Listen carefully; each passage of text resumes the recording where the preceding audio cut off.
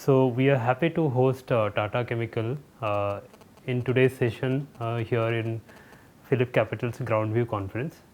And from the company side, we are having Mr. Sridhar. And welcome to the conference, sir.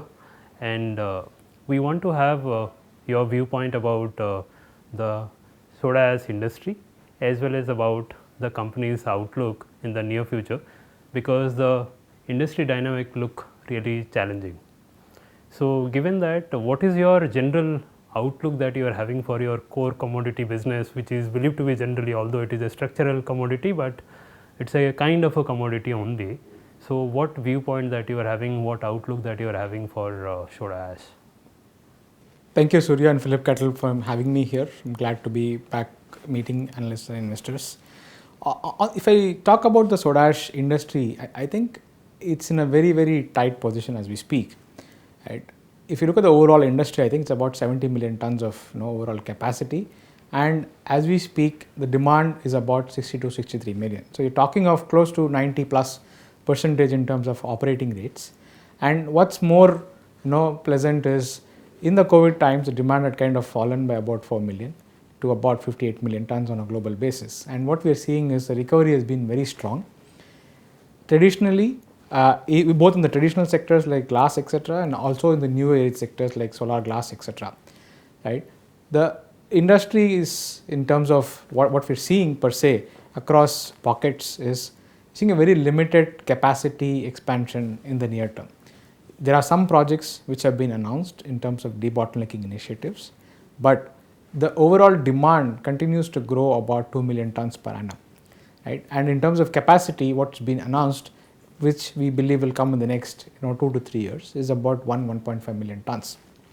And therefore, this leaves it with a small imbalance in terms of the demand versus supply situation. And we believe that if the demand kind of holds over the next few years, the imbalance in the soda ash supply demand will continue, and that's what we have seen in the last a few quarters in terms of the price and the realizations improvements, which reflects the tightness.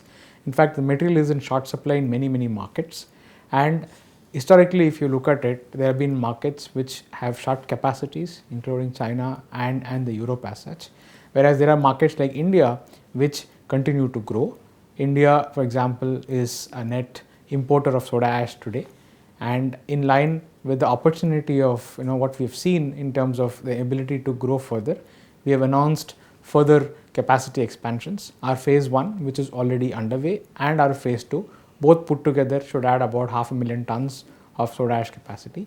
So given the overall industry dynamics and the demand, which looks robust at this stage, we believe that the tightness will continue and slightly be in favor of the soda ash producers. Okay. If the demand looking really steady and all that, then I think in the current dynamic situation, I think cost is the key concern area. So, because all the input cost and the energy cost, logistic cost, everything is kind of at a much elevated levels. So, given that scenario and considering your global operation using the subsidiaries, key subsidiaries what you are operating herein, so what would be the outlook for, in terms of profitability, what outlook that you are having for your key subsidiaries? So let me just talk about the demand scenario and the likely impact it could have. I think we are reasonably clear on the supply side in terms of what is going to come up in the next few years. On the demand side, we are keeping a very close watch in terms of what's happening on the market.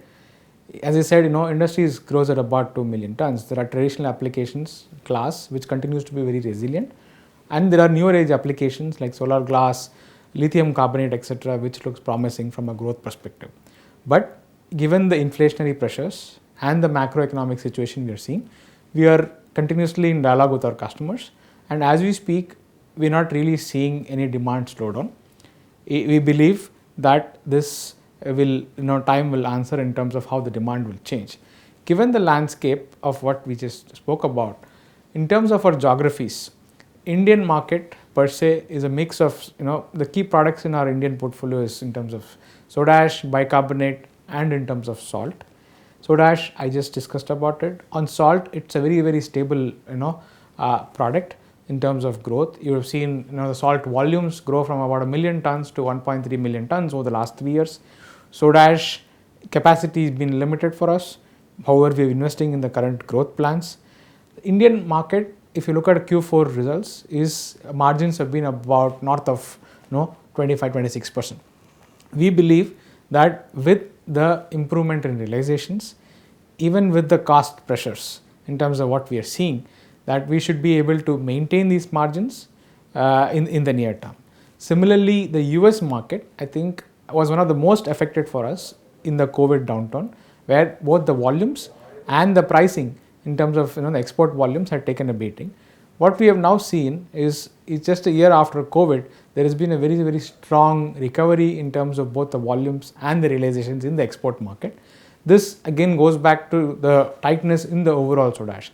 So US as well, historically it's been operating at about 20+% in terms of margins. We see the near-term margin to be higher than where it was. Similarly, the Kenyan market, again, it's largely export dependent, about 310,000 tons in terms of capacity, serving to the Southeast Asian market. It's very well placed in terms of addressing the demands there, and it's benefiting from the increasing realizations. You would have seen our Q4 numbers, EBITDA margins are north of 30%. Yes, there is pressures in terms of the fuel cost in the Kenyan market, but we believe if the demand holds, I think the margin should kind of sustain. Lastly, coming to the UK, which was most affected in terms of the geopolitical events and the costs, etc. there, on particularly the gas. And also, if you see, the carbon costs have kind of gone up from about 25 pounds to about 80 pounds in the last 1 year.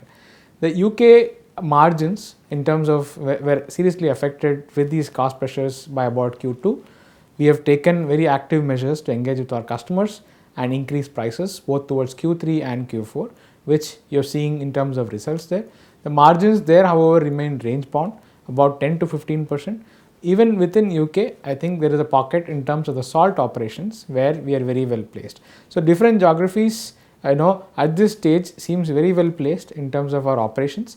The cash flows are continued to be strong across the operations, and in India we continue to reinvest cash flows in terms of growth, where we see a clear opportunity for expansion and improving our market share in the Indian market. Sure. The buzzword at this moment is the climate change, the green initiatives and all that. And to that also what we have seen, Tata Chemical also has committed. So can you talk on that a bit, and how should one think those initiatives having impact on the financials, whether it is cost neutral? Yeah, please. Yeah, so I think in terms of our green initiatives per se, if you look at today in terms of Tata Chemicals, we have signed up to our SBTA commitments to reduce 30% in terms of our carbon emissions by 2030. As a part of that, already you've seen some projects which have been commenced on the ground. For example, in our UK, we have a carbon capture plant which annually generates about 40,000 tons. Yes, there is a cost in terms of it, but on an overall basis, if you look at it, it's towards meeting the cost. For example, the carbon capture helps in saving our carbon tax, as well as the CO2 which is captured from a carbon plant is used towards manufacturing of the bicarbonate there. There is a capex which is associated with it. Similarly, in terms of other initiatives, other area plants, etc., as and when we look at installing newer capex towards these greener initiatives, there will be a cost. But I think it's one clearly as a part of the long-term commitments towards environment, and we believe that in the long run, organizations which have a vector towards green operations will continue to benefit from the cost, because you will see that more and more countries, there will be some sort of levy which will come out in the longer term, and against which these early investments should help us from that perspective as well. So that means, is it fair to believe that there could be capex cost, but in terms of opex it would be beneficial only? I wouldn't put a very clear in terms of an equation to this, but I think we are in the early stages of forming out our plans for some of the initiatives across other units as well. I think over time we'll be able to come out with more details, but definitely yes, these would involve cost capex plans to start with. There could be opex benefits. which get associated, but I wouldn't be able to quantify them at this stage. Over time, we'll be able to come back to details. Sure. Tata Chemicals, so far as soda ash is concerned, remained as one of the global leader, and it's a kind of a leadership business, I would say. So, your new business initiatives. So, what is your plan there?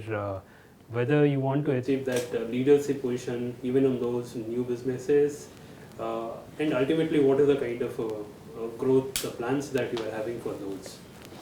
Thanks. Yeah, so in terms of our newer businesses, as you see, for example, clearly one, we are focused on growing our core products, right? As you have seen from our capex plans, both phase 1 and phase 2, we're looking at increasing our soda ash capacity. So where products where we have leadership, we are clearly looking to grow the core further.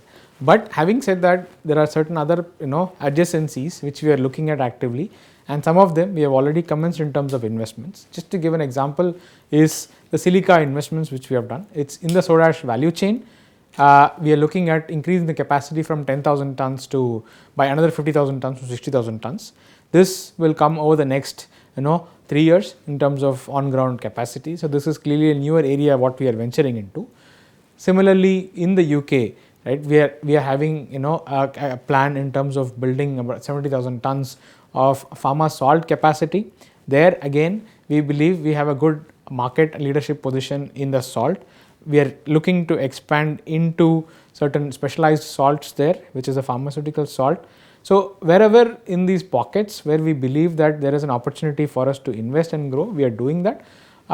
Leadership is a journey, right? And I think for today, as we speak, some of these products have been coming from our lab, and we are from an innovation center into the plants through pilot, and then finally we have got commercial plants. I think each product, the shape of it and a leadership view will kind of emerge. For now, these are the products which we are looking to kind of invest in. From time to time, if there are more products, we will look to keep you updated on others. Many thanks for taking time out and participating in PhillipCapital Groundview conference. Thank you, Surya and PhillipCapital, for this opportunity.